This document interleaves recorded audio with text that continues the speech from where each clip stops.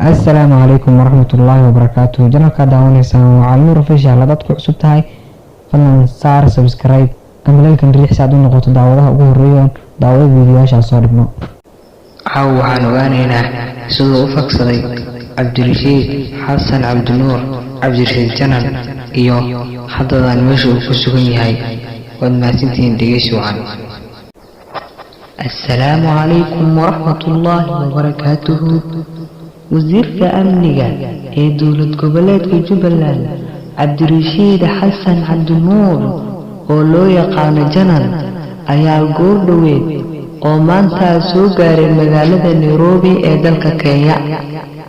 ilo xog agaal ah ayaa sheegay in diyaarad khaas ah oo ay mas'uuliyiin Jubbaland la socdeen looga soo qaaday magaalada Kismaayo. Janan oo baxsashadiisa si weyn loo hadalhayo ayaa la sheegay in uu hadda nabad qabo. waxa uuna ka gaabsaday in uu la hadlo warbaahinta. Cabdirashiid Janan oo dhowaan ka baxsaday xabsi ay ku haysay dowladda federaalka ee Soomaaliya ayaa gelinkii hore ee maanta soo gaaray magaalada Kismaayo sida ay ka warameen mas'uuliyiin ka tirsan maamulka Jubbaland. sida ay wararka sheegeen Cabdirashiid Janan waxa uu Kismaayo ku gaari doon balse ma cadda meesha ay doontaas ka soo qaaday.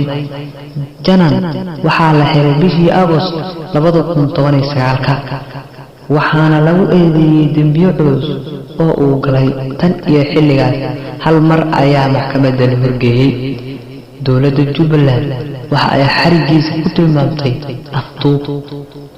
ku-xigeenka taliyaha booliiska ee Soomaaliya Sareeye Guuti Zakariya Xuseen ayaa talaadadii shaaciyay in xabsiga ka baxsaday wasiirka amniga ee Jubbaland Cabdirashiid Janan. waxa ay sidoo kale sheegtay in laamaha amniga ay ku raad joogaan Janan. wasiirka amniga Jubbaland waxaa lagu eedeeyay in uu geystay tacadiyo ka dhan ah eedaha. waxaa ka mid ah in uu dilay dad maxaabiis ah oo u xirnaa maamulkiisa sida ay sheegeen hay'adaha u dooda xuquuqda bini'aadamka. hay'adaha u dooda xuquuqda bini'aadamka ayaa sheegay in wasiirka amniga ee Jubbaland ay tahay in uu gurto miraha cadaaladda dadkii uu dhibaatada u geystay. fadlan haddaad ilowdeen inaad subscribe dhahaan fadlan channelka subscribe noo dhaha.